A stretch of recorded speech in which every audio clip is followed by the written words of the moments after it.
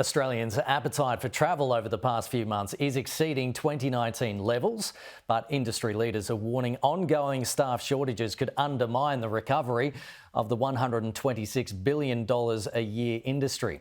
Google has charted the rise in travel intent.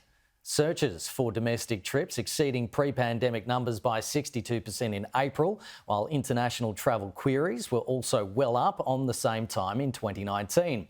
However, there's not enough staff to support a strong rebound in visitor numbers after the sector lost up to 300,000 workers over the past 2 years due to COVID.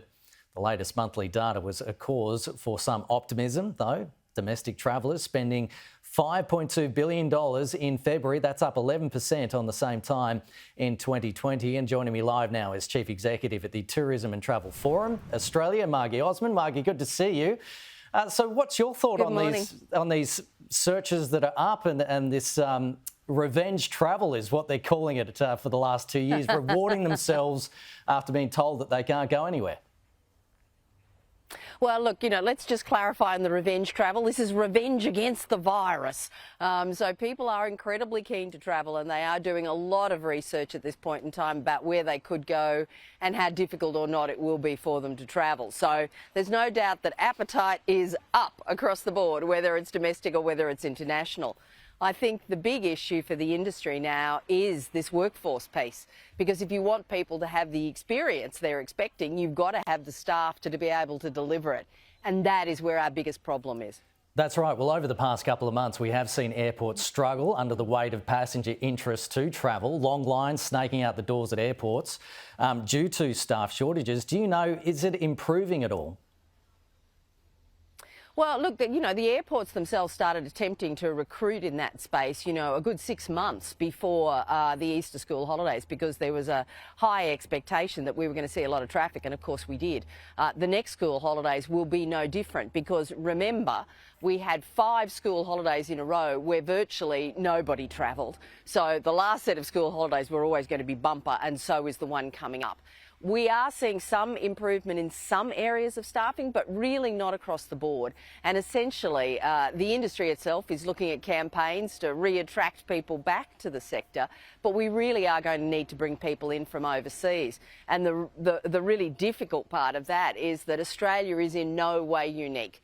This issue about staffing within the tourism industry is happening all over the world, because we were the industry most impacted by COVID, absolutely the most impacted by COVID, and people have taken their careers and their skills elsewhere.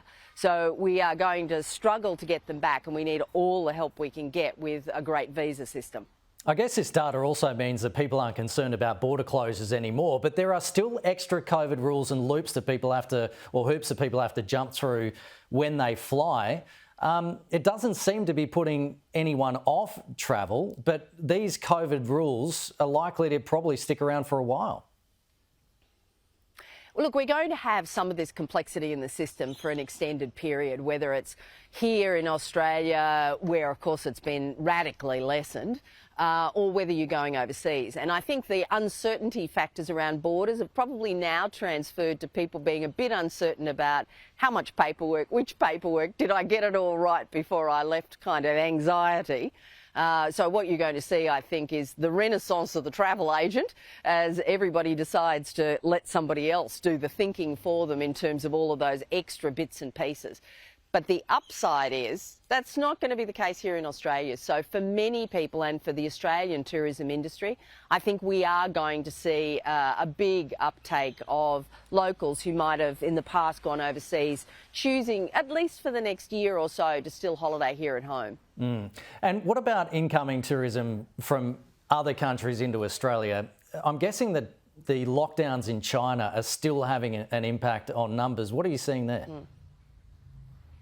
Well, look, essentially, China was our biggest source of tourists before the pandemic, and nobody's really travelling out of China, which is why you're seeing the destination agencies and a lot of the big advertisers now moving into alternate markets. We're seeing good take-up now out of the US and out of parts of Europe.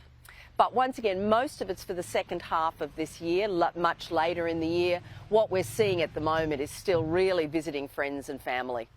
Do you think we need to do more to entice travellers out and also perhaps keep domestic travel strong in the country instead of enticing people overseas?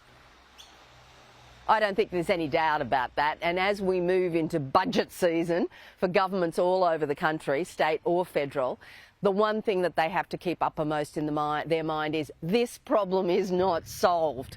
The tourism industry is going to continue to suffer for years as we come back from the structural issues around staffing, around visitation.